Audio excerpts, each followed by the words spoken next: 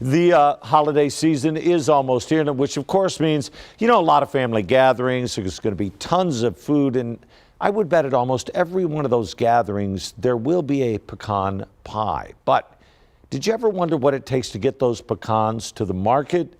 We found out in this week's Texas Outdoors.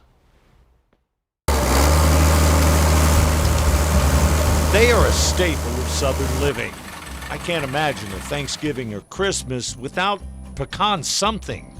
All of this stuff, pralines, roasted pecans, chocolate pecans, pies of all types, the little praline chewy candies. I almost felt like I was with Forrest Gump.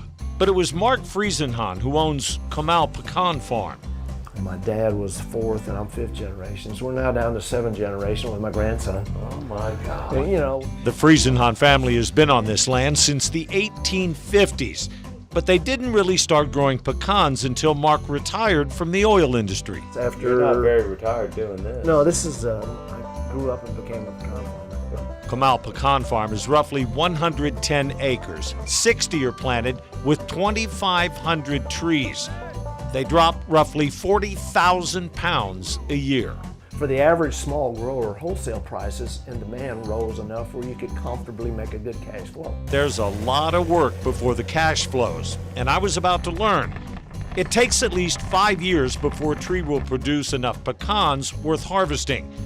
These are at least 20 years old, and when the shaker rolls up to a tree, it rains nuts. $3, $3.25 for a pound of good number one pecans. Wholesale price is pretty good. Friesenhan runs the entire operation with one man, Lupe. Once Friesenhan shakes them down, Lupe and his helper picks up the sticks that fall too. Well, they're making me work.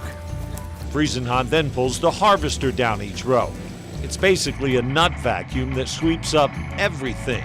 The nuts are then dumped into a dump truck, which feeds a conveyor belt where you have to sort the good from the bad. You got to move pretty fast, though, even with it going slow. Yeah, we got it set as slow as possible. It's designed for up to 6 people, 3 on the side. Wow. Once off the belt, they move through a dryer. You're only allowed to wholesale pecans with up to 5% moisture. Then they go into a sizing machine and eventually into bags or into their store where customers keep coming back. Absolutely. We have the biggest bunch of repeat customers you ever want to see, to a point where they hug us and we say, "How you doing? Hadn't seen you in a while." You can buy them whole, and once they're weighed, they'll even crack them for you and separate the shell from the nut. Our goal this year, we're trying to sell every last pecan we can here in the store. What doesn't go into the store is bagged and labeled and put in a warehouse. Did you know there are about 170 varieties of pecans? I had no idea. The ones we have around here are Pawnee, Wichita, Cheyenne, Kiowa, Lakota, Mandan, and Nakono. They mostly carry Indian names. Friesenhan says his favorite is the Cheyenne. They break into halves pretty easily. But taste is subjective, and as long as people keep coming back, Friesenhan, or his son, or maybe grandson, will keep growing them. A lady yesterday brought her aunt and the aunt's sister and their husbands. It was her third trip here this year, just to come socialize and pick up a few pecans.